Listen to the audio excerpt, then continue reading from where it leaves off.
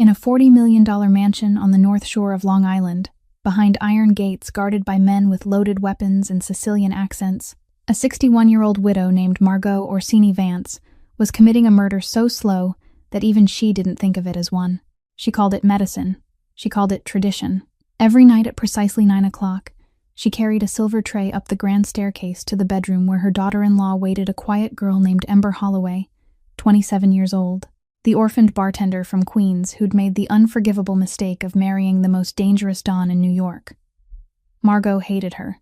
Not loudly, not with fists. She hated her the way old money hates new blood, with warm milk, whispered prayers, and a crystal glass that never quite tasted right.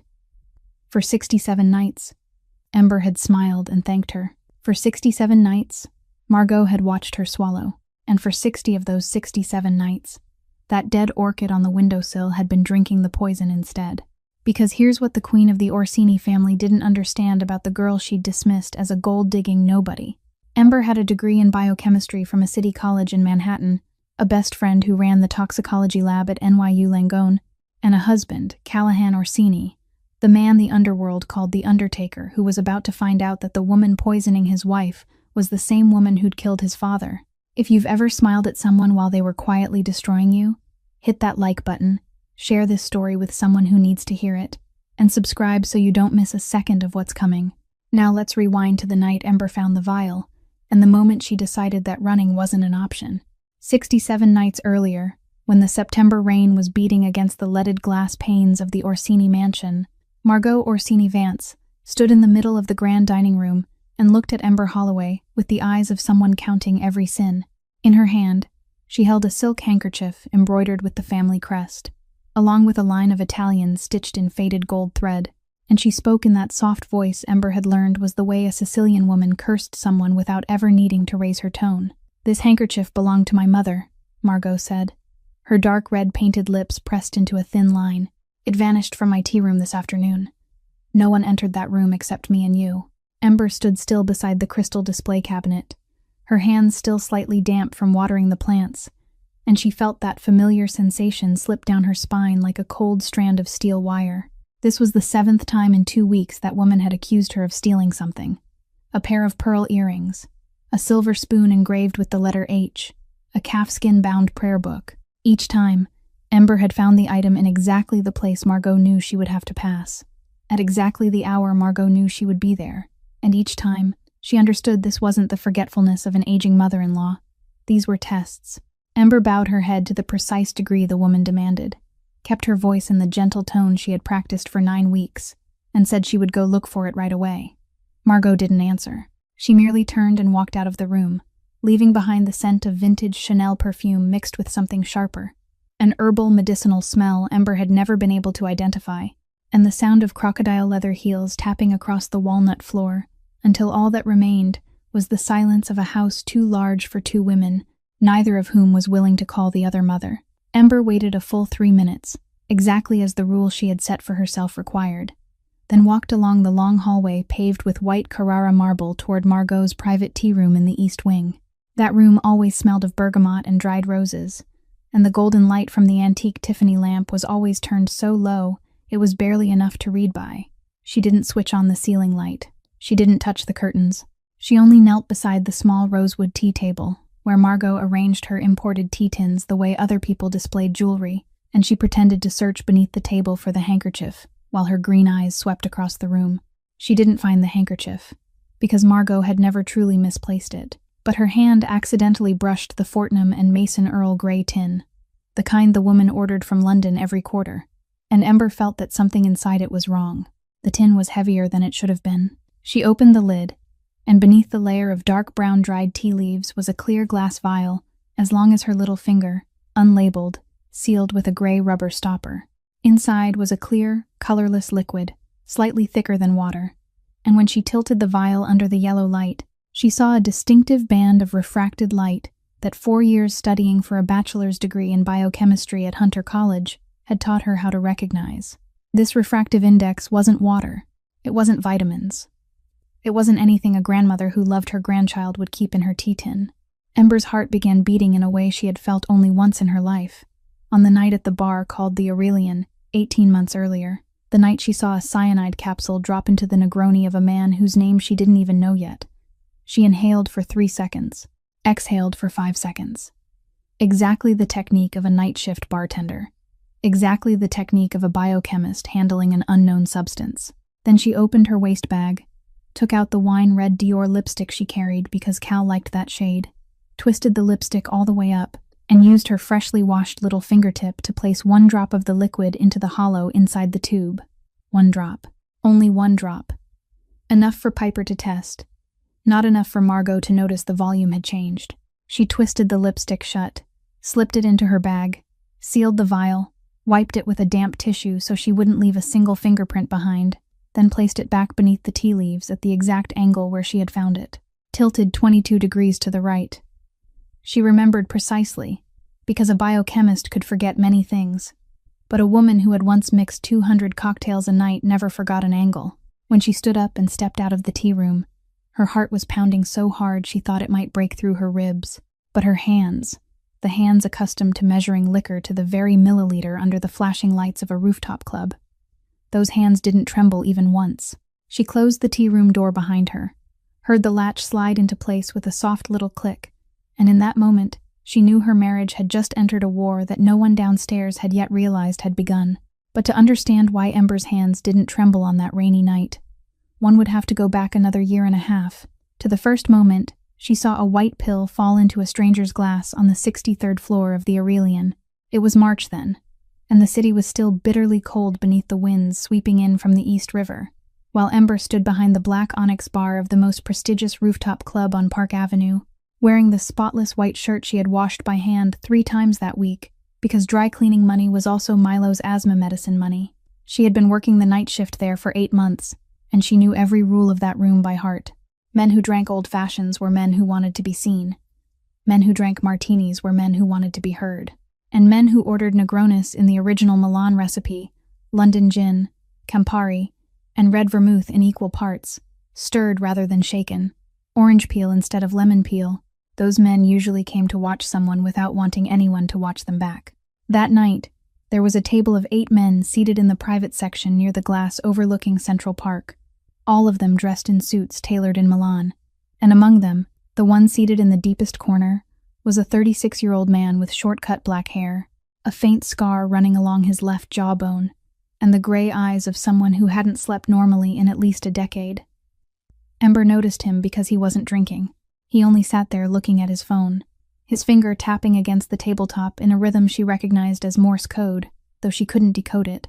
Then a blonde man in a gray suit, sitting alone at the bar, ordered a Negroni for the man in black at that corner table, told her to bring it over, personally, and added a $50 tip that was far too generous for a $40 cocktail. Ember nodded and turned her back to mix the drink. And when she turned around to pick up the silver tray, she saw it.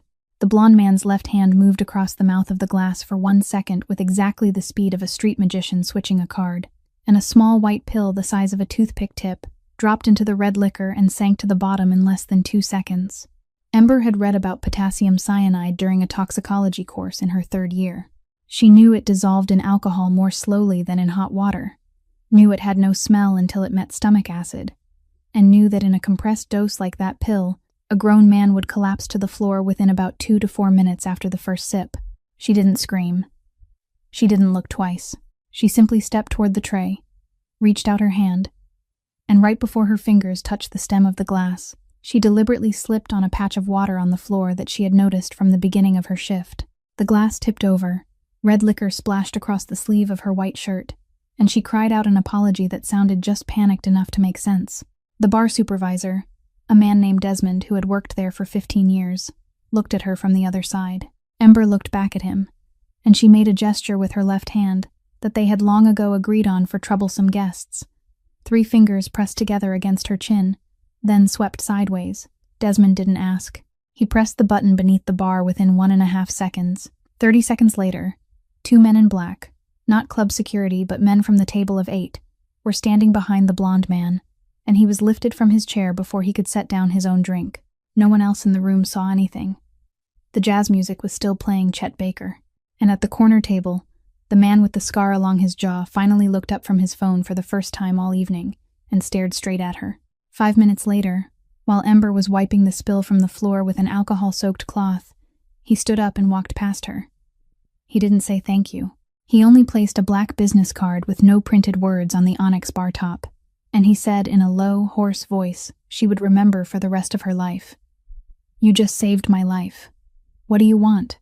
Ember looked up, and for the first time, she looked straight into those gray eyes, the eyes of a man the entire room was silently afraid of, though no one dared say his name. She thought of Milo lying in a hospital room in Queens, with a leaking mitral valve that the Medicaid doctors had refused to operate on because the boy was considered low priority. She thought of her father's $47,000 hospital debt that she was still paying off in installments.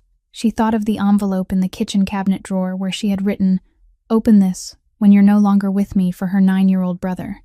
And she said, in a calm voice she didn't know she possessed, "I need heart surgery for my brother." No strings attached. That man, Callahan Orsini, didn't ask a single additional question. He only nodded once, picked up the black business card, and wrote on the back with a black fountain pen, "New York Presbyterian, 9 o'clock tomorrow morning, your name at reception." At 10 o'clock the next morning, when Ember walked into the lobby of the finest cardiovascular hospital in the city and gave her name to the woman at the reception desk, the woman asked her only one question, "You're Miss Holloway, aren't you?" Then handed her a 60-page file with every expense already paid in advance, the top surgeon in the northeastern United States personally assigned, and a handwritten note in black ink that said only 2 words, "No strings," with CO signed hurriedly beneath it. Those 2 words, "No strings," should have been the last 2 words Ember ever heard from Callahan Orsini. A clean transaction between a woman who owed a debt of gratitude and a man who didn't want to owe anyone anything. But on the following Thursday, he returned to the Aurelian bar. He didn't drink. He only sat at the same corner table, ordered Fugi mineral water with no ice, and watched her work for 3 full hours. He didn't start a conversation. He didn't leave a tip. He did nothing at all, except be there, close enough for her to feel him, far enough that she couldn't complain. The Thursday after that, he came again. Then, the Thursday after that. By the 5th week, Desmond tilted his head toward Ember behind the bar and whispered, "Do you know who that man is?" Ember answered by polishing the crystal glass for the 3rd time. She knew. She had read the New York Post the morning after the night she spilled the drink. She had seen the black and white photograph printed on page 6, with a caption about the federal investigation into the Orsini family, and she had seen the nickname people used for him in that world, the Undertaker, the nickname no one dared say out loud in a room with more than 3 people. She knew whose life she had saved. She knew where the money that paid for Milo's surgery had come from. But she also knew that at 25, with a little brother born with a heart defect and $47,000 in hospital debt from her dead father, people didn't have the privilege of clean choices. On the 9th Thursday night, when the first summer rain poured down over the city so suddenly that taxis stopped running for 30 minutes, Cal stood up from his corner table for the first time, walked across the bar, and asked her in that low, hoarse voice that hadn't changed since the first night, "Where are you headed?" Ember answered, "Queens, 37th Street. He nodded. "My car is downstairs." Ember had no umbrella. Her shoes had leather soles, and the clock on the wall read 11:42 at night. She followed him down the elevator. The black Rolls-Royce Ghost was parked right in front of the lobby. The driver didn't look up at her once, and for the entire 40-minute ride across the Queensboro Bridge, beneath the rain, Cal said nothing until the car stopped in front of the 4th-floor apartment in her old red brick building. Only then did he turn his head to look at her, and he said, "In that room full of liars that night, you were the only one who didn't bow your head. I spent 18 years waiting to meet someone like you." Ember didn't know how to answer, so she only opened the car door, stepped out into the rain, and climbed 4 flights of stairs with her heart beating in a rhythm she didn't recognize. The next 6 months passed like a slow-motion film she couldn't believe she was the main character of. He took her to dinner at places whose names she had never heard. He remembered that she couldn't eat seafood. He sent a private nurse to check on Milo once every 3 days without asking her permission. He read her biochemistry books more closely than she did, and asked questions about enzyme structures like a 4th-year student. And 6 months after that rainy night, he took her to Brooklyn Harbor at 4:45 in the morning, at the exact moment the sun began casting its first copper streaks across the water. He didn't kneel. He simply stood facing her, took out a vintage platinum ring with a square diamond that didn't have a single modern cut, the ring his birth mother had worn before she died of cancer when he was 12, and he said, "Ember, I'm not a good man, but I'll be the best man to you I can become." She said yes before he could finish the sentence. Their wedding took place 3 months later, not at St. Patrick's Cathedral as a Dawn of the Five Families should have done, but at St. Anthony of Padua Church on Sullivan Street in Little Italy, the small brown brick church where Cal's great-grandfather had married his wife in 1921, and where Hugo Orsini had told his son before he died, "When you marry your real woman, marry her there. Don't marry her where the press is already waiting." 30 guests, no reporters, no extravagant white flowers, only beeswax candles, an old organ, and Father Dominic Palermo's voice, singing Ave Maria in Latin. Ember wore the simple white dress she had chosen herself from a small shop in Brooklyn. Cal wore a black suit tailored on Neapolitan Row. And in the front pew on the groom's side, there were only 2 people. The first was Margot Orsini Vance, 60.5 years old then, still dressed in black as if it were the year her husband died, and she watched Ember walk down the aisle with a smile that anyone in the room would have mistaken for the smile of a mother welcoming her daughter-in-law, except Ember, who had studied enough chemistry to know that some poisons had no smell until after they had already been swallowed.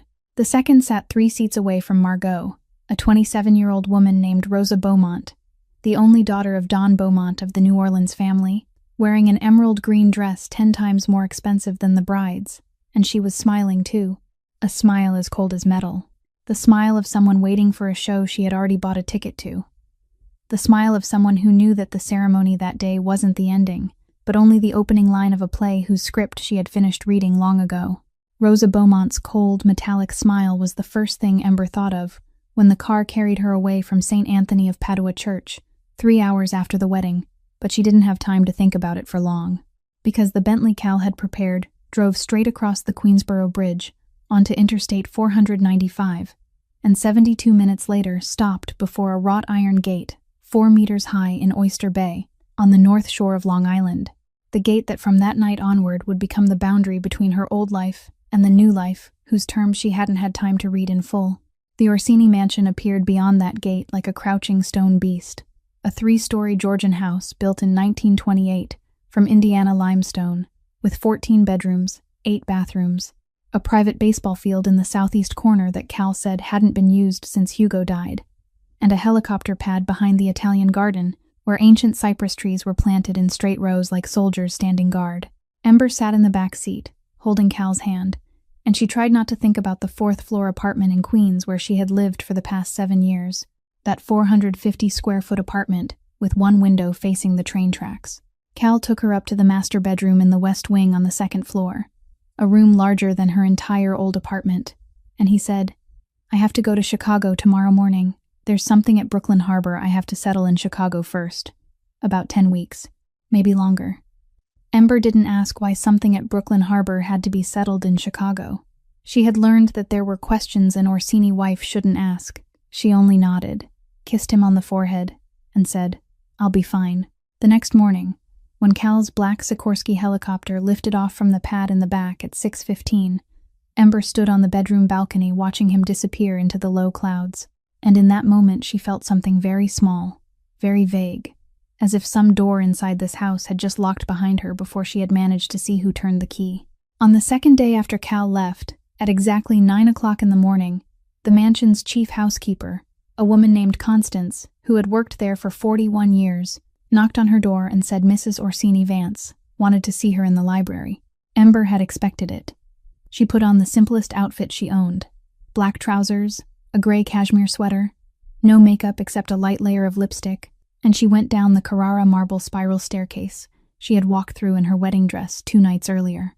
The library of the Orsini mansion sat in the east wing on the 1st floor, a 2-story rectangular room with black walnut bookshelves covering all 4 walls, holding more than 12,000 books Hugo had collected from auctions in Lunihide and Geneva over 4 decades. Margot sat in the only wine-colored leather chair placed opposite the marble fireplace, legs crossed, one hand holding an espresso cup that had gone cold, and she didn't stand when Ember entered. She didn't invite her to sit either. She only pointed one emerald-ringed finger toward the Persian rug beneath her feet. And when Ember stood in that place, exactly 3 steps away from her. She began speaking in English, in a low, even voice like someone reading a deposition. First rule: you never call me mother. You call me Mrs. Orsini Vance, because you're not my daughter, and you'll never be my daughter. Second rule: you don't leave the grounds of this mansion unless I'm with you, or I give written permission, because of family security matters. Do you understand? Third rule: the people who work in this house have served 3 generations of Orsinis. They don't serve you. You clean your own room, wash your own clothes, prepare your own breakfast. Constance will only cook the 2 main meals because that is the work she contracted with my husband before he died. Fourth rule: each week you'll memorize 7 rituals from this book. She placed a worn black calfskin-bound notebook written in Old Italian on the table before her. 47 rituals, 6 weeks. You'll know how to greet every rank in the family, how to pour wine for a don, how to recite the rosary in Sicilian, how to receive a capo, how to refuse a rival family without starting a war. And if you don't recite the correct 7 rituals every Saturday, that week you won't be allowed to call your brother. And the final rule: she took a sip of cold espresso. She didn't look at Ember. Every morning you'll wake at 5 o'clock. Come down to this library and wipe every book in the 4 shelves on the left with a lambskin cloth.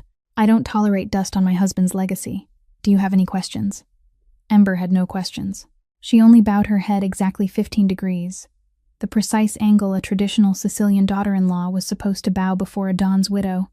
And she said, "Yes, Mrs. Orsini Vance." That night, at 9 o'clock, Constance knocked on her bedroom door and brought in a silver tray, and on that tray was a crystal glass engraved with an old letter O, holding warm, ivory white milk, with a thin layer of honey foam floating on the surface. Behind Constance stood Margot, her hands folded in front of her stomach, and she smiled for the first time that day, a smile Ember would learn to remember in the nights that followed. "This is an Orsini tradition, my dear," she said, her voice soft as silk dipped in water. "Every bride who has entered this house, since my husband's great-grandmother in 1883, has drunk a glass of warm milk with honey every night during the first year, so her body can prepare to give birth to the eldest grandson, who will carry on the family line. Drink it. I'll stand here until you finish it." Exactly 48 hours after the night, Ember hid the vial of liquid sample inside the wine-red Dior lipstick.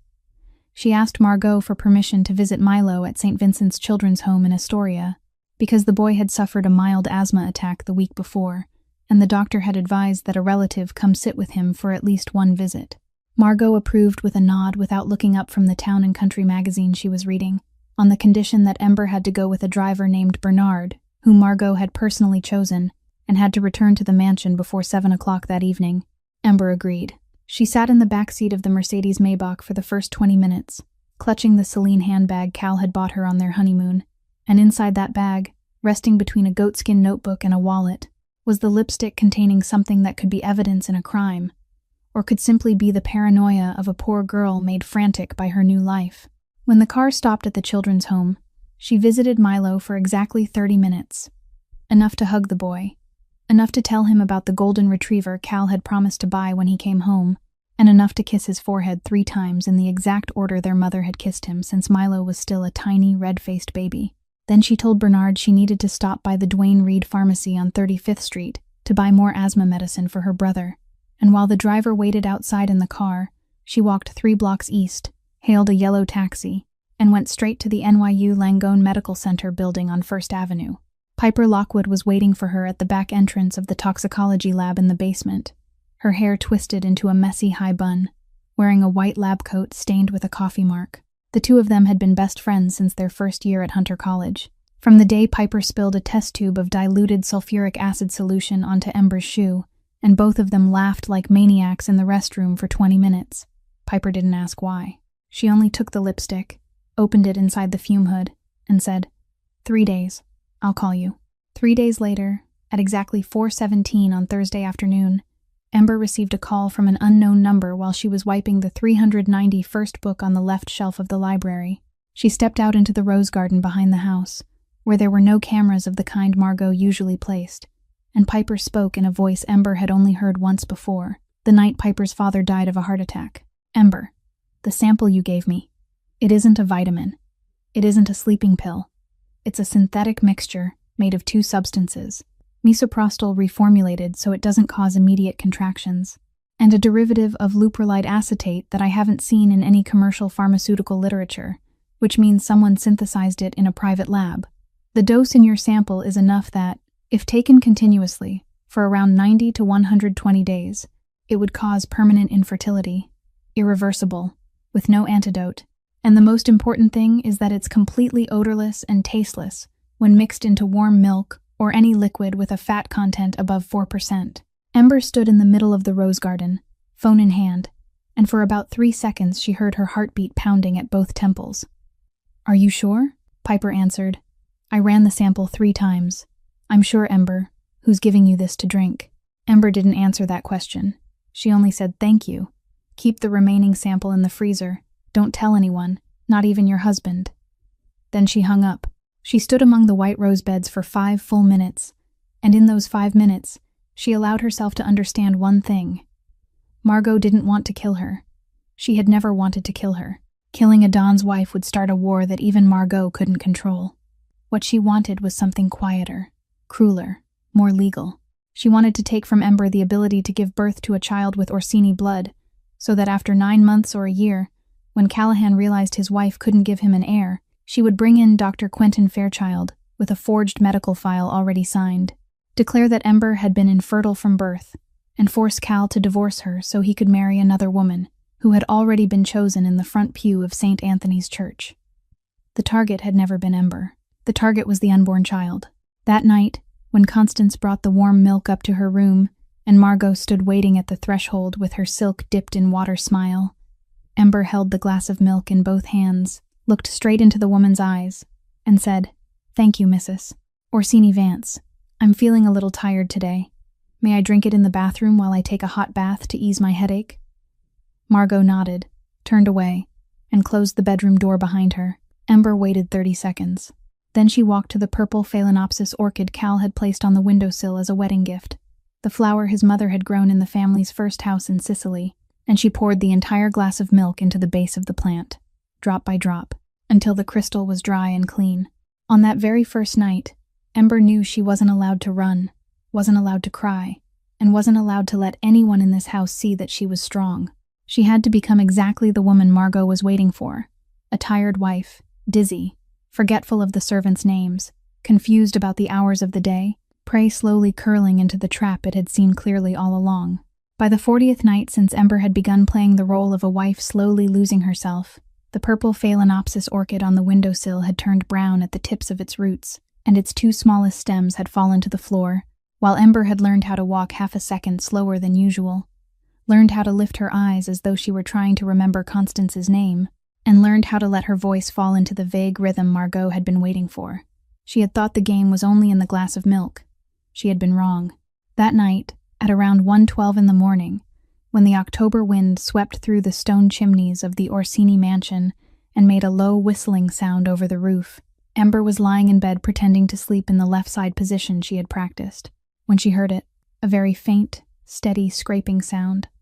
Not the ticking of the pendulum, not the contraction of old wood at night, but the sound of a small piece of metal turning back and forth inside a sealed box, coming from the 2-meter-tall Swiss grandfather clock made of black walnut in the west corner of the room. The clock, Cal said, had belonged to his grandfather since 1938. Ember didn't sit up. She didn't open her eyes. She only counted her breaths for another 45 seconds, then turned over like someone dreaming, and crawled out of bed with the sluggishness of a drunk person going to the bathroom in the middle of the night, stepping barefoot to the vanity table, picking up a silver spoon engraved with Italian patterns that Constance had brought up with the milk that night and forgotten to take back down. She held the spoon behind her back, walked toward the grandfather clock with the gait of someone trying to find her way to the bathroom, and as she passed it, she gently turned the concave side of the spoon toward the clock glass. The silver surface reflected, and within 1/10 of a second, Ember saw it. A tiny purple dot, smaller than the point of a needle, flashed and disappeared behind the brass pendulum as it swung past. She knew what it was.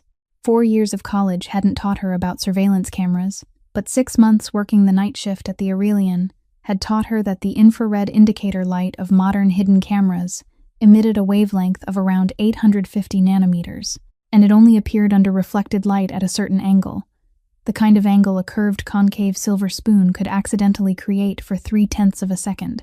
She kept walking to the bathroom. She didn't turn her head. She didn't change her breathing. She turned on the faucet, sat on the edge of the marble bathtub, and allowed her hands to tremble for the first time since the night in the tea room. 30 seconds. Exactly 30 seconds. Then she stood, washed her face, and went back to bed. She didn't remove the camera. Taking it down would be the stupidest mistake she could possibly make, because Margot would know within an hour that her prey had awakened, and the entire 6-week advantage Ember had built by playing her role would disappear. Instead, she decided to do something harder, something only a woman who had stood behind a bar serving high-society customers for 8 months would have enough nervous discipline to do. She would perform for it.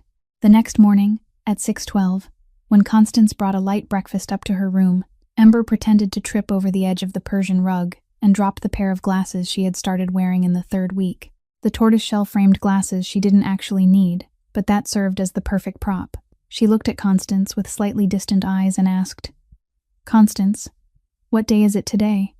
I'm sure I've already asked you, haven't I?" Constance answered, "Wednesday, ma'am." 2 minutes later, when she set the coffee tray down, Ember asked again, "I'm sorry, Constance. What day is it today? My mind feels so tangled today." Constance answered once more, "Wednesday, ma'am." And when Ember sat at the table and lifted the coffee cup, she looked down at her own hand as though she had just discovered it. Then asked a 3rd time, her voice faintly panicked, "Constance, I'm sorry. What day is it today?" Constance placed a hand on her shoulder with the gesture that a woman who had worked in this house for 41 years reserved only for people she pitied, and she said gently, "Wednesday, Mrs. Callahan. Would you like me to call Dr. Fairchild to come earlier than scheduled?" Ember shook her head weakly. "No, Constance. I just need a little more sleep." Downstairs, in the small study behind the library, Margot Orsini Vance sat before a 27-inch computer monitor hidden inside a black walnut drawer, and she watched the entire scene through the camera concealed in the grandfather clock with a resolution sharper than television. She took a sip of espresso, tilted her head toward Constance as she left the room on the screen, and said aloud to herself in Italian, "The prey is within reach now. We only have to wait until she can no longer stand on her own." On the following Friday afternoon, at exactly 3 o'clock, the bell at the Orsini mansion gate rang, and Constance announced over the internal phone that Dr. Quentin Fairchild had arrived on time for the routine examination. Mrs.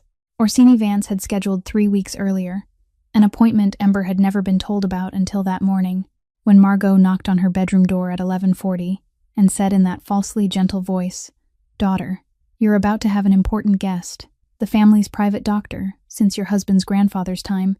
He wants to check your reproductive health to make sure everything is ready for the first year." Ember only nodded vaguely, exactly the kind of nod the camera inside the grandfather clock had recorded for the past 3 weeks, and she said, "Yes, ma'am." Dr. Fairchild entered the small sitting room in the West Wing at 3:07, a 54-year-old man with silver hair combed back until it shone like wax, a white coat, tailored so precisely it certainly wasn't a hospital uniform, and in his right hand was a black crocodile leather briefcase. Ember estimated to be worth at least $8,000. But what held her gaze the longest wasn't the briefcase. It was the watch on his left wrist, a stainless steel Patek Philippe Nautilus with a blue dial, the version she remembered reading about in a magazine while waiting at the New York Presbyterian reception desk on the day she took Milo in for surgery, the version with a secondary market price of around $160,000, a price that an obstetrician-gynecologist working at a mid-level private hospital like Lenox Hill, with an average salary of $400,000 a year, could afford if he saved for 5 years without eating or spending a dime, or if someone was paying him outside the examination bill. He shook her hand. His hand was cold and dry. He smiled at the exact professional angle an obstetrician-gynecologist had practiced for 30 years, but during the first 6 seconds of their conversation, he didn't look directly into her eyes once. He looked at the coffee table. He looked at the dying orchid on the windowsill. He looked at her platinum wedding ring. He looked at his own left wrist. But he didn't look into her eyes. Ember had mixed 200 cocktails a night for 8 months, and she knew one simple truth about human beings: that an honest man could be silent, could be nervous, could even be rude, but a man taking part in the destruction of your life would avoid your eyes in one very specific way, the way of someone who didn't want your face carved into his memory, in case someone asked later. Dr. Fairchild carried out what he called a routine examination for 42 minutes, measuring her blood pressure, listening to her heart, checking her thyroid, asking a few questions about her menstrual cycle that Ember answered in the vague voice she had practiced. And then, in the final minute, he took out 4 vacuum tubes, red, purple, green, and yellow, and said in his professionally reassuring tone that he needed to draw 4 blood samples to run a comprehensive panel on ovarian function, follicle-stimulating hormone, estradiol, AMH, and a basic genetic panel, that the results would be ready in about 10 days, and that this had been standard procedure for new brides in this family since Donna Isabella's time. Ember held out her arm. She didn't object.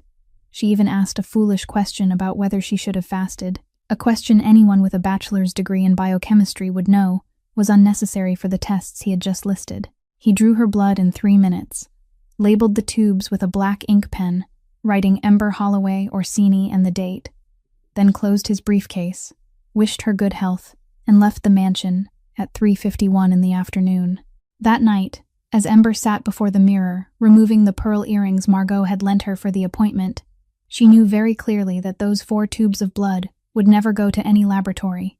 They would go straight into Fairchild's freezer, where he would wait until the necessary day, then switch the sample with the blood of another woman who had already been diagnosed with congenital infertility, a woman who didn't exist, or existed under another name, and the final result would be legally stamped on the letterhead of a private clinic in Manhattan, strong enough to hold up before any divorce judge in Nassau County Court. The woman wasn't only poisoning her, she was building a file. 18 nights after Dr. Fairchild's visit, meaning the 58th night since the first glass of milk, the smell of melted butter and grated lemon peel spread through the ground floor of the Orsini mansion at 9:15 in the evening, a scent Ember hadn't once smelled in this house during nearly 2 months there, because Margot Orsini Vance had never gone down to the kitchen, had never made anything with her own hands, except pour espresso for herself at 6 o'clock in the morning. Constance appeared at Ember's bedroom door at 9:22, her hands folded before her stomach, and she said in a voice that carried a faint hesitation, "Ma'am, Mrs. Orsini Vance would like to invite you down to the kitchen for tea. She has just made canestrelli." Ember slipped a thin sweater over her pajamas and walked down the stairs barefoot, with exactly the gait of a tired woman who had been invited to a late-night snack and didn't have the strength to refuse. The Orsini mansion kitchen was nearly 100 square feet, paved in Calcutta marble, and at the center island stood Margot, wearing a black silk apron embroidered with the letter M in gold thread, a silver spoon in her hand as she stirred the last batch of dough, and in front of her was a plate of canestrelli fresh from the oven, pale yellow, 6-petaled flower-shaped cookies dusted with powdered sugar, the specialty pastry of Liguria that Margot's grandmother had taught her to make in Genoa when she was 12. She looked up when Ember stepped in, and she smiled. A smile Ember hadn't seen on her face once in nearly 3 months of marriage, the smile of a woman trying to appear as a mother for the first time and also for the last. "Sit down, daughter," she said. "I want to speak properly with you." Ember sat on the tall oak chair across from her, and Margot pushed the plate of cookies toward her, poured her a cup of chamomile tea herself, and began speaking in the gentle voice Ember immediately recognized as the voice of someone moving into the final strike. "I have watched you these past 9 weeks, Margot said, her hand still stirring her own tea clockwise. "I see that you're growing weaker. You can't sleep. You forget the servants' names. You even forget the day of the week. This isn't the life you were born to live, Ember. You're a smart girl from Queens.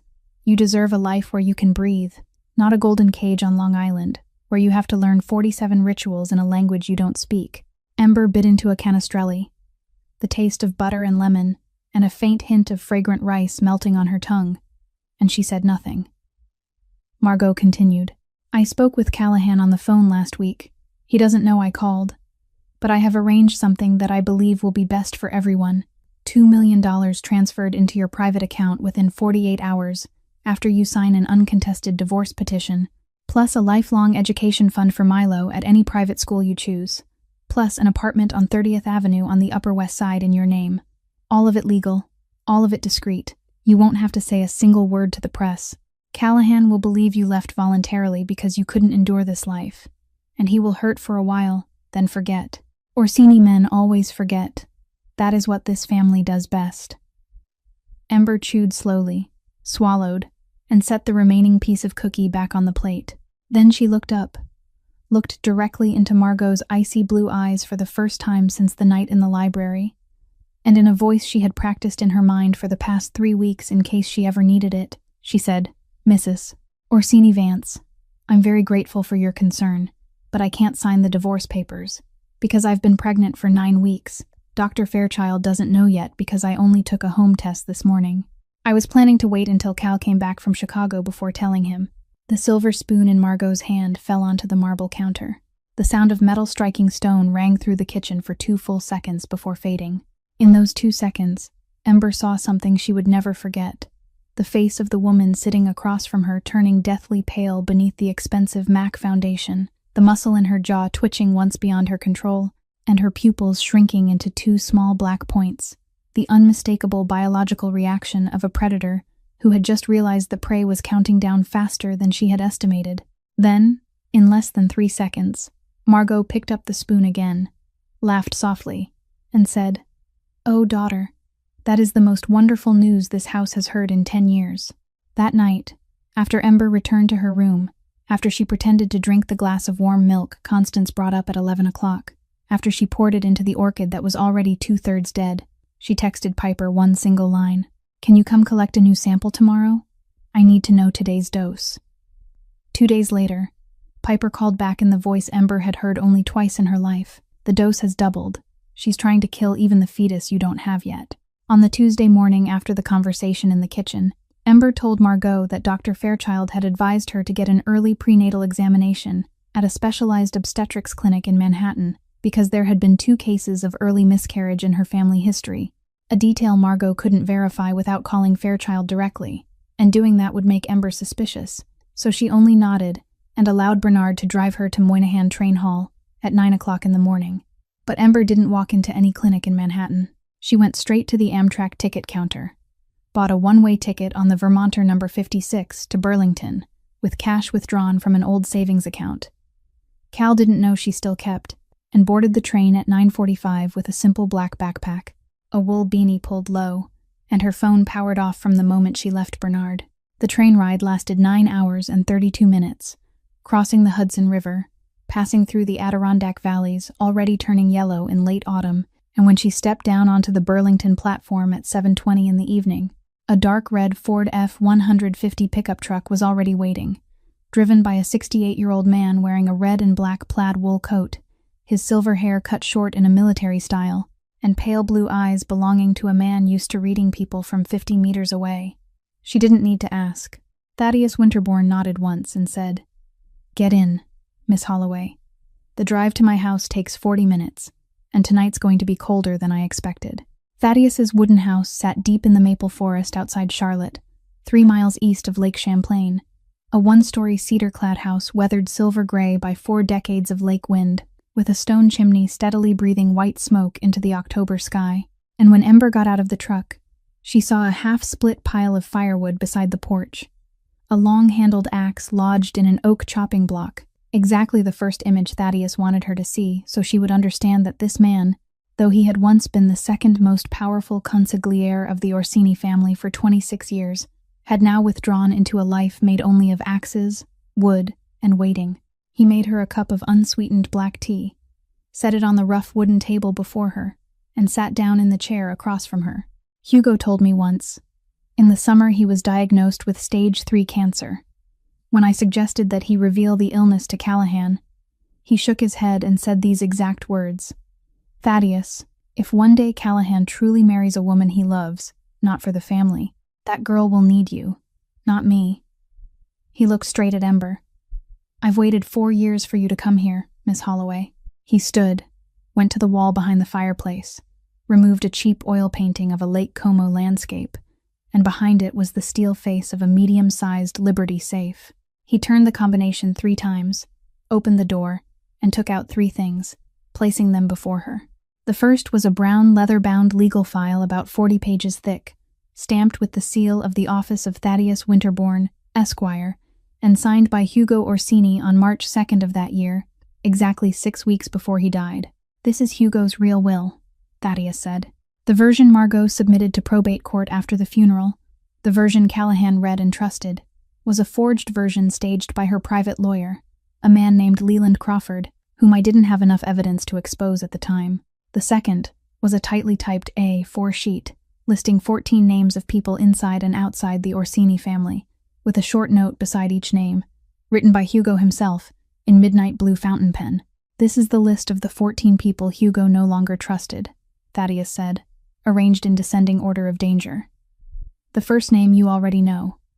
The second is Callahan's cousin named Finn, and the 9th is Dr. Quentin Fairchild." Ember felt the pulse in her neck beat once in a way she couldn't hide. The third was an envelope sealed with red wax, stamped with the Orsini family crest, with only one line written on its surface in Hugo's handwriting: "Open only once betrayal has been verified." Thaddeus pushed the envelope toward her, but didn't let her hold it yet. "You aren't allowed to open it tonight," he said. "You must wait until Callahan comes home. The two of you open it together." That was Hugo's instruction, and I swore to keep it. "But I'll tell you the final thing you need to know before you return to Long Island, because it will change the way you see everything in that house." 2 months before Hugo died in what was called a traffic accident on the Cross Bronx Expressway, he hired me to prepare a unilateral divorce filing against Margot, with the legal basis being an affair lasting more than 12 years, with a trusted member of the Beaumont family in New Orleans. And the evidence is inside this safe: photographs, Swiss bank account statements, and 3 recorded voicemails that Hugo personally installed on her private phone. Hugo had scheduled the filing for May 17th. He died on May 11th. Ember. 6 days. No one else in the family knew about that plan except him and me. Ember sat still in the wooden chair, both hands wrapped around the cup of tea that had gone cold. And she understood that the woman sitting in the Orsini mansion on Long Island, the woman pouring milk for her every night with falsely gentle hands, didn't only want to erase her unborn child. She had erased a man before, and she had been very good at it. The return Vermonter train brought Ember back to Moynihan Train Hall at 2:47 on Wednesday afternoon, and she stepped out of the station with the red wax-sealed envelope hidden inside the lining of her backpack. No one in the Orsini family knew where she had been for the past 30 hours except Bernard, whom she had texted to say that the doctor wanted to keep her overnight for additional testing at the hotel across from the clinic. Bernard picked her up and drove her back to Oyster Bay at 5:15 in the afternoon. And when the Mercedes glided through the iron gate, Ember saw a black Maserati Quattroporte parked in front of the greenhouse in the mansion's south wing. The car she immediately recognized as belonging to Finn Orsini, Cal's 32-year-old cousin, the man Cal had called his brother for the past 30 years, the man who had stood as best man at their wedding, and the second name on Hugo's list of 14. Ember told Bernard to stop the car at the main roundabout, saying she wanted to walk in the rose garden for a while to gather herself after the long trip.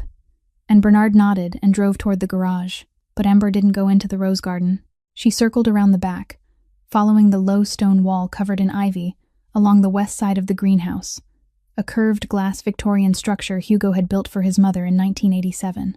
And when she drew closer, she heard Finn's voice drifting out through an open ventilation window.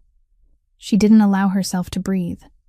She only pressed her back against the wall, tilted her head, and listened. "Yes, Aunt Margot, nothing's going to happen."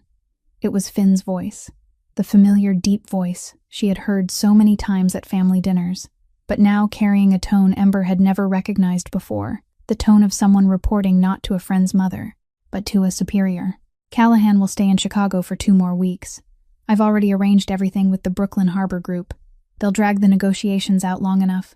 No one suspects anything. You just handle your part in Long Island. My side is already settled." A silence. Then Finn's voice dropped lower. "I understand, Aunt Margot.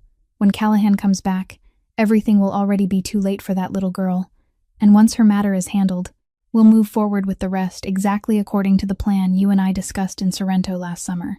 Ember backed away from the wall, one step at a time, her heart beating in her ears, and she returned to her bedroom with the posture of a tired wife just coming home from an obstetrics clinic. She locked the door, sat on the edge of the bed, and closed her eyes for 30 seconds to force herself to remember every exact word she had just heard, because overheard evidence without a recording exists only in the listener's memory for 48 hours before it begins to distort.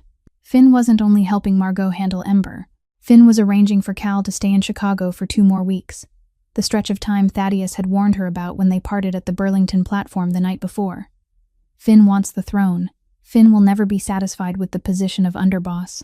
His plan is to have Cal die in an accident exactly like his father, and he is willing to wait until Margot finishes handling the daughter-in-law first, so no one will suspect the 2 deaths are connected. Over the next 3 days, Ember called Cal a total of 19 times. The first 3 calls went straight to voicemail after 1 ring, something Cal had never once done to her in all 18 months they had known each other. The next 7 calls had no signal. The final 9 were blocked immediately by an automated male voice, saying the number was currently unavailable. She wrote a handwritten letter in blue ink on cotton paper, 3 pages, not mentioning the drugs or Margot, only saying, "I need you to call me back. Something isn't right at home. I love you." And she gave the sealed envelope to Constance with $200 as payment, asking her to send it by FedEx Priority to Cal's Chicago office.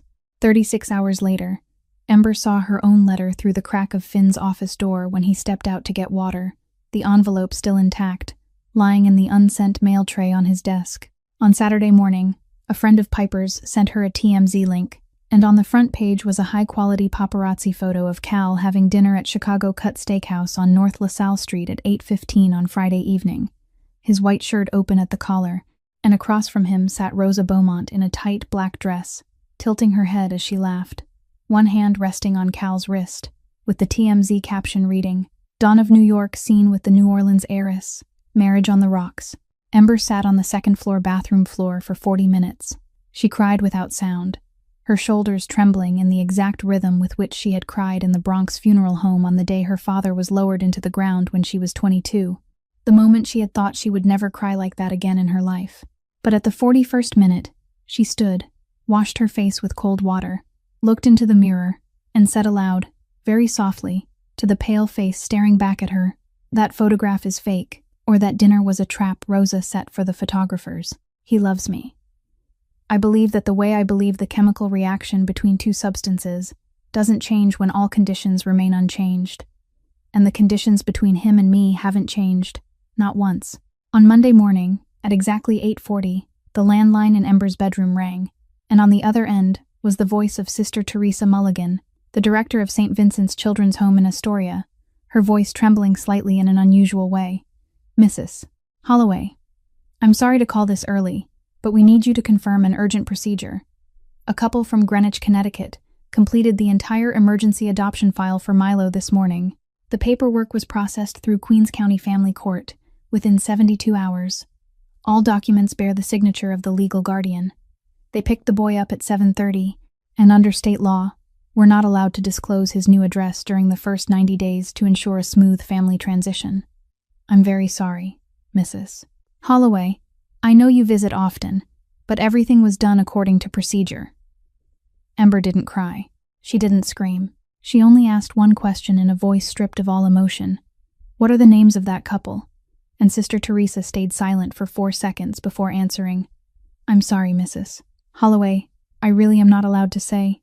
Then she hung up. Ember put the phone down. She stood motionless in the middle of the bedroom for exactly 17 seconds. And at the 18th second, she realized that call was the call Margot had been waiting for. The final blow the woman had planted from the first day Cal sent a nurse to Milo's children's home. 9 minutes later, when Ember was walking down the stairs on legs that felt as if they no longer belonged to her, Margot was standing in the kitchen, holding a cup of espresso, and she didn't need to turn her head to know Ember had heard the news. "Daughter," she said in a voice as smooth as wet silk, "I hear from Constance that you've just received an unhappy call." Ember stood at the kitchen threshold, not stepping inside. 72 hours, Margot said, setting her cup down on the saucer. "My lawyer will bring the divorce contract and transfer agreement to your sitting room at 3 o'clock on Thursday afternoon. You'll sign in the exact 14 places, marked with gold stars. You'll receive $5 million instead of the $2 million from the original offer, and within 12 hours after your signature is notarized, your brother will be returned safely to St. Vincent's as though nothing ever happened. If you refuse, if you run, if you say a word to Callahan, or if you try to contact anyone outside this house, Milo will vanish forever into an international adoption system that even the FBI can't trace. and you'll spend the rest of your life searching for a 9-year-old boy whose name has been changed, whose birth certificate has been changed, and whose face will be changed too if necessary. Do you understand me?" Ember looked at her. She didn't cry. She only said in a voice Margot had never heard before, low, even, almost calm, "Give me 48 hours to think, ma'am. By 3 o'clock tomorrow afternoon, I'll call and give you my answer. I need time to put everything in my head back in order." Margot looked at her, and for the first time in nearly 3 months of marriage, Ember saw a faint flicker of suspicion pass through the woman's eyes. But then she nodded. "Fine. 48 hours. My clever daughter-in-law." Ember turned, climbed the stairs, returned to her room, and locked the door. She didn't sit down.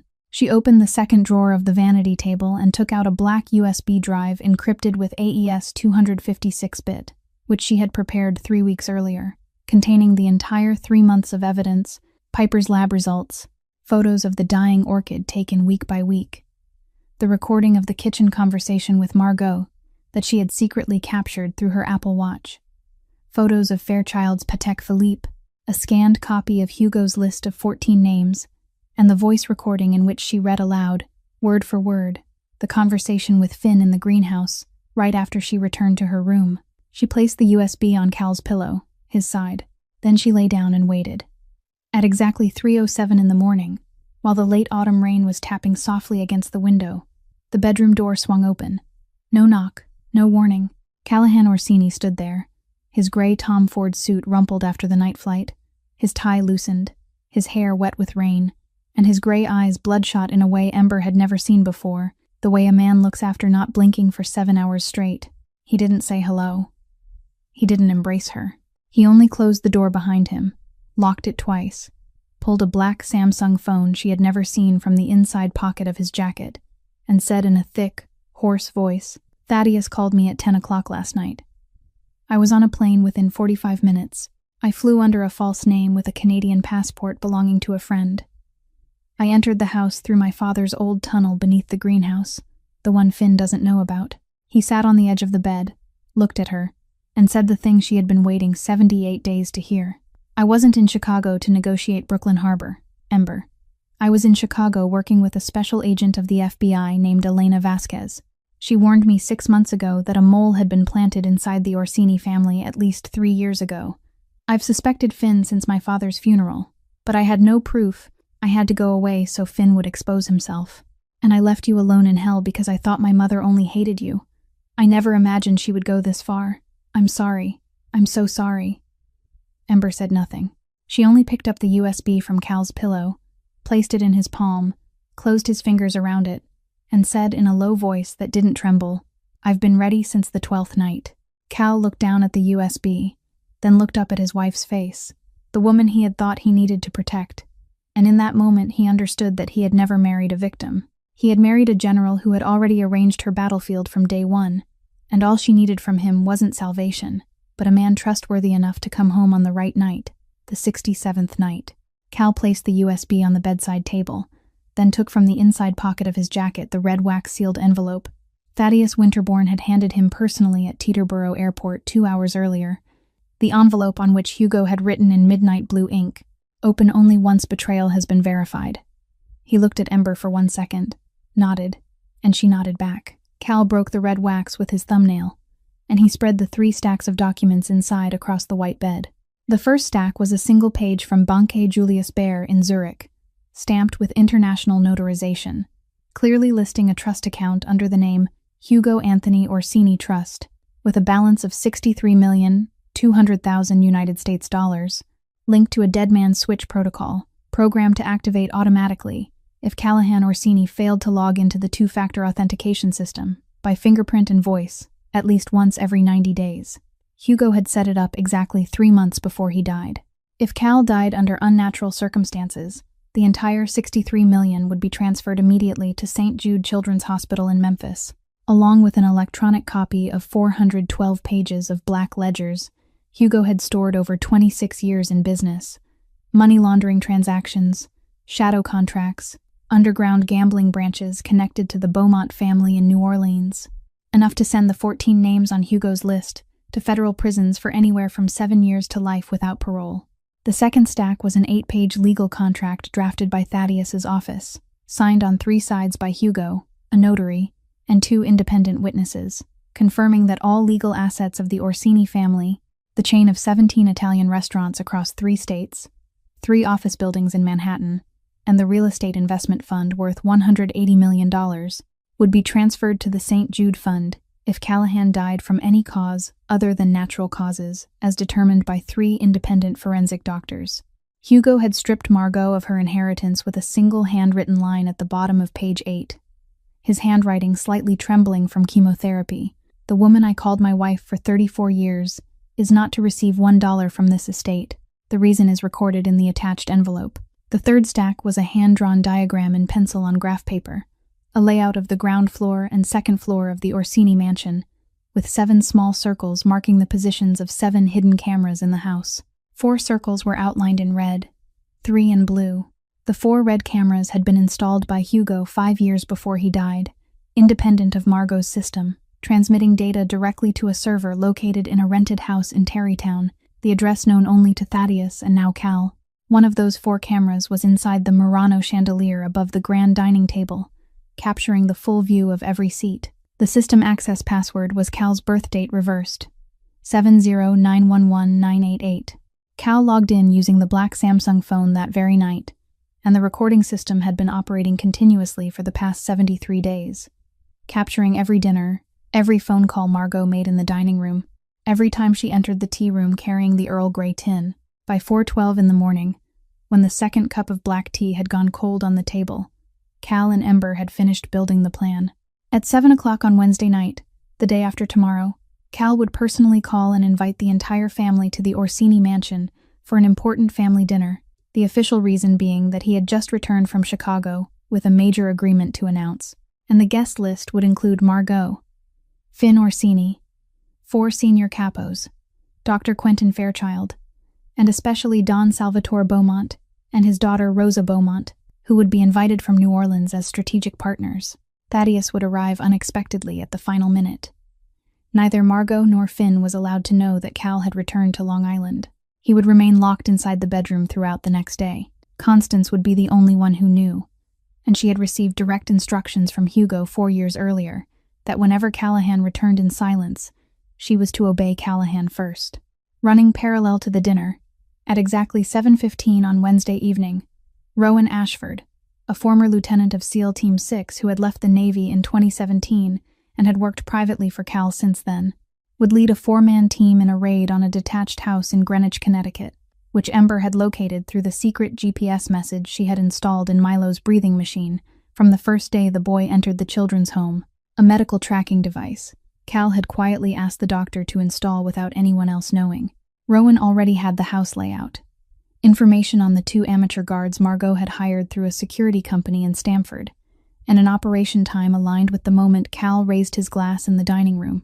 When Cal turned off the Samsung screen at 4:48 in the morning, Ember looked at him and said, "If we're wrong by even 1 step, Milo will die, I'll be infertile, and you'll be next."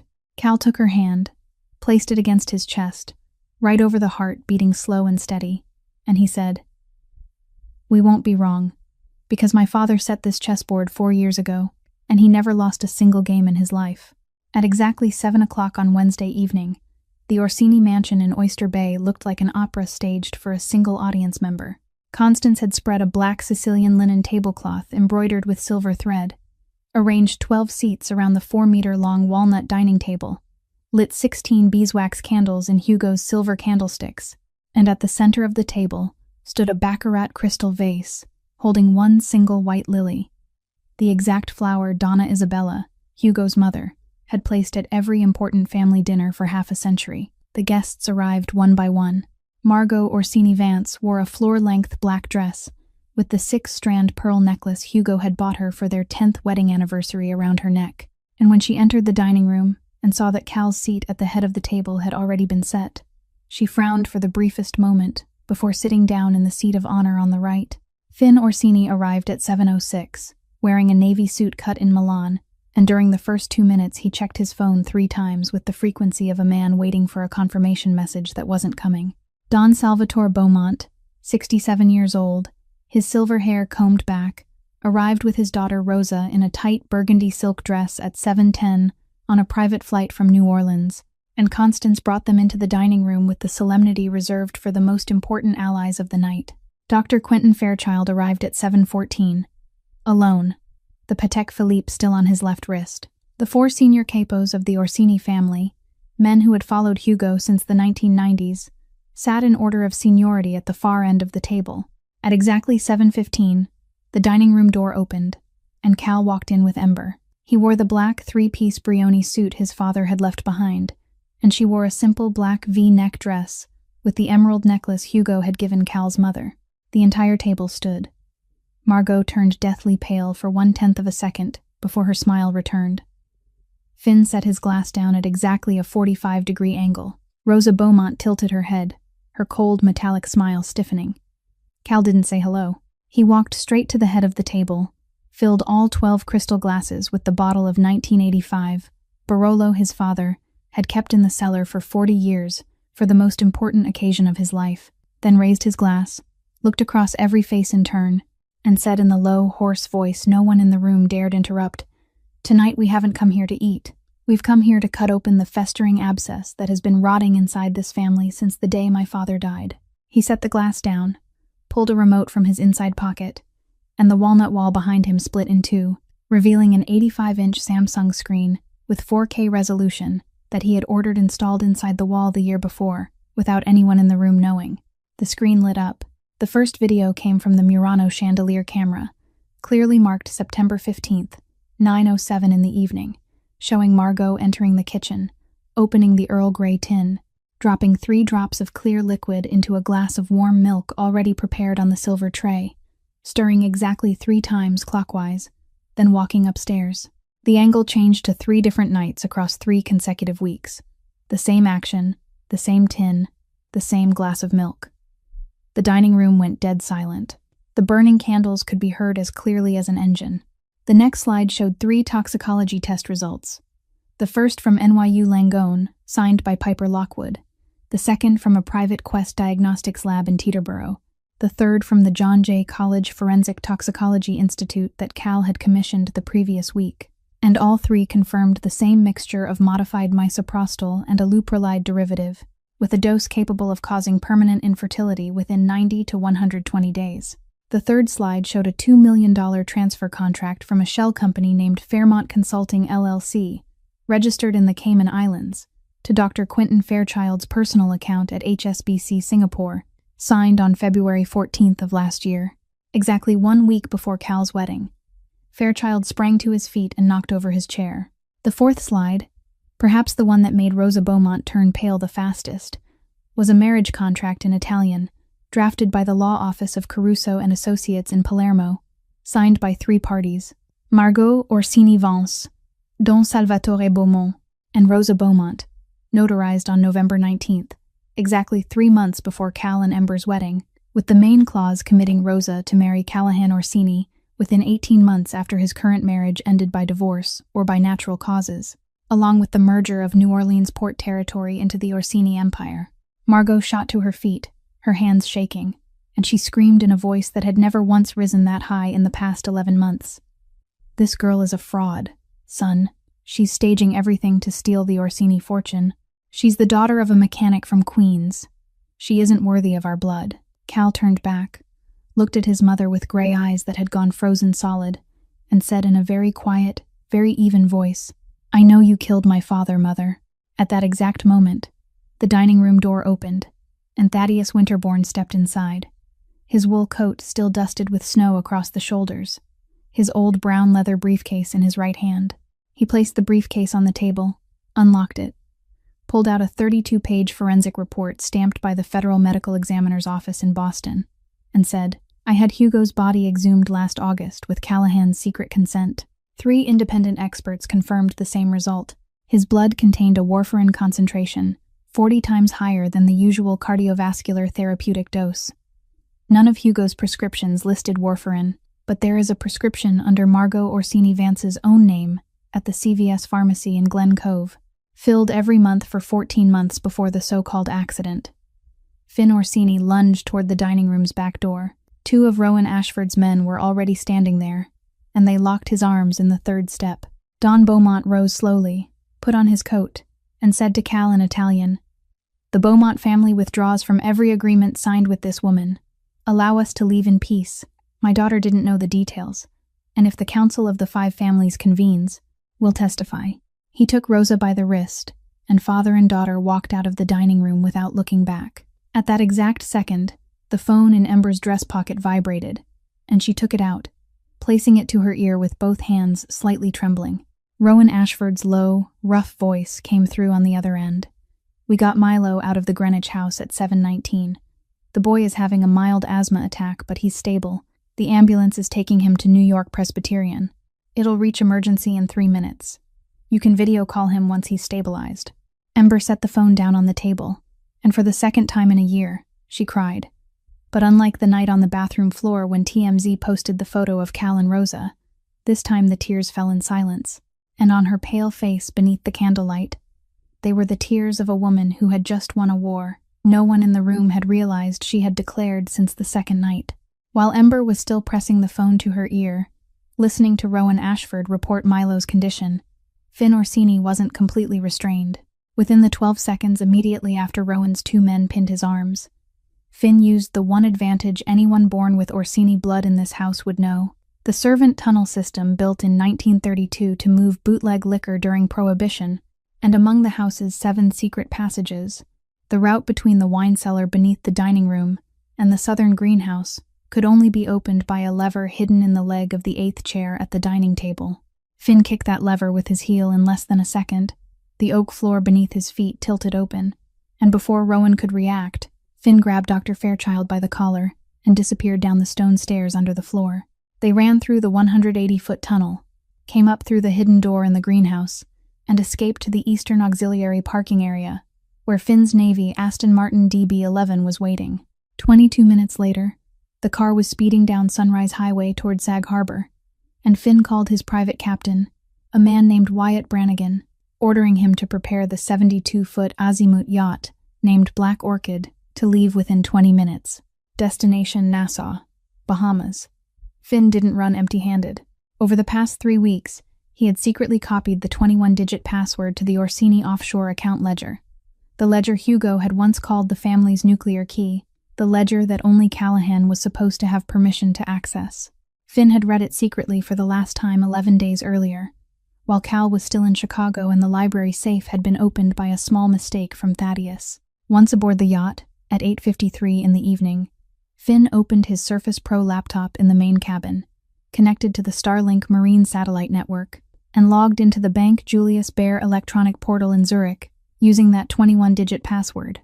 The screen displayed a green line. Login successful. Hugo A. Orsini Trust Account.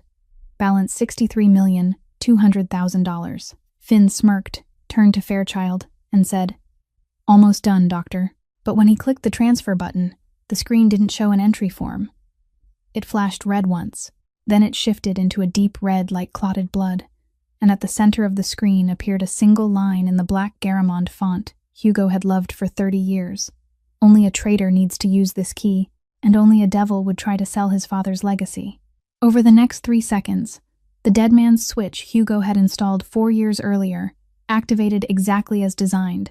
412 pages of digitized documents were automatically sent as encrypted emails to the FBI District of Columbia office, the DEA OCDETF unit at the New York field office, the IRS Money Laundering Investigation Division at the Brooklyn Center, and the United States Attorney's Office for the Southern District of New York. At the same time, an encrypted GPS signal was activated and sent to the United States Coast Guard Command Center for the Long Island Sound area, with the exact coordinates of the Black Orchid yacht. 12 minutes later, 3 response boat medium Coast Guard vessels and 1 MH-60 Jayhawk helicopter surrounded Black Orchid 2 nautical miles from the Sag Harbor dock. Finn rushed onto the aft deck, trying to throw the Surface Pro into the sea, but his hands were shaking so badly that the laptop slipped from his fingers and fell onto the teak deck. A Coast Guard officer jumped aboard and locked his hands just as he bent down to pick it up. Fairchild was found in the lower cabin bathroom, trying to swallow a USB card containing a backup copy of the $2 million contract. 3 days later, On Saturday at 8 o'clock in the evening, at Rouse Restaurant on the corner of East and 114th Street in East Harlem, the 15-table restaurant the Pellegrino family had operated since 1906, and where the Commission of the 5 families of Cosa Nostra had held sit-downs since the time of Carlo Gambino, 5 men sat around corner table number 3. Don Salvatore Gambino, 72 years old. Don Anthony Lucchesi, 69 years old. Don Michael Bonanno, 74 years old. Don Vincent Genovese, 66 years old. And Callahan Orsini, the 5th representative. Thaddeus stood behind Cal's chair as honorary consigliere. Margot Orsini Vance was brought in through the kitchen door at 8:20, wearing a simple black outfit with no jewelry, and according to the Cosa Nostra ritual, for a female family member being judged for conspiring to murder her husband and son. She knelt on the old patterned tile floor worn down by 120 years of use. The discussion lasted 47 minutes in Italian. The verdict was read by Don Gambino in a low, even voice. Margot Orsini Vance was stripped of all honorary membership rights within the Orsini family, all personal assets under her name, including the Park Avenue apartment, the summer villa in Positano, and the trust fund worth $28 million, would be seized and transferred in full to St. Jude Children's Hospital in Memphis under the name Hugo Orsini Memorial Fund. She would be permanently exiled to the town of Corleone, Sicily, where she had been born, forbidden from returning to any territory of the United States for the rest of her life, and forbidden from contacting Callahan Orsini or any of his descendants in any form under the supervision of the Gambino family's Palermo branch. Finn Orsini and Dr. Quentin Fairchild, already in FBI custody, would be left to the federal legal system without interference from any family, and this was the unanimous decision of all 5. Finally, Don Gambino asked whether Callahan accepted the verdict. Cal sat still for 3 seconds. He didn't turn his head to look at his mother one last time. He only gave a single nod and said in Italian, "The Orsini family accepts." 6 months after the sit-down night at Rouse, the maple leaves in Vermont had turned a blazing red in late October, and the wooden house where Thaddeus Winterbourne had lived for 12 years now belonged to Callahan Orsini and Ember Holloway Orsini. Under a transfer agreement the former consigliere had signed without accepting a single cent, with only one condition, that the couple had to promise to have their child in the room where Hugo had once slept on the nights he came here to fish in the late 1980s.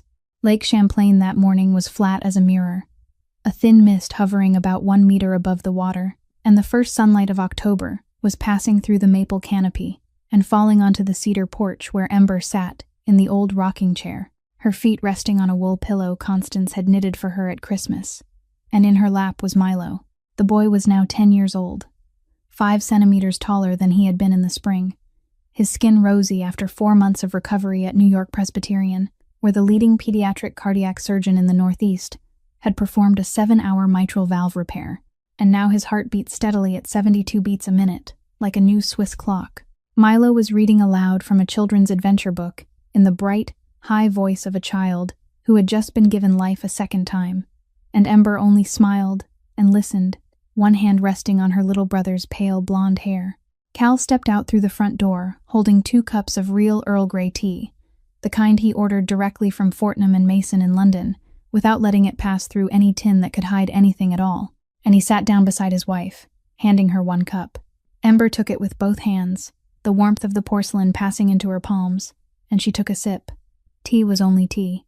Cal placed his right hand on her stomach, just beneath her left rib, where it had now begun to curve outward slightly, and he asked very softly, "What did the doctor say?" Ember looked at him, her green eyes reflecting the color of the maple leaves. 3 months, she answered. "A little girl. She's healthy.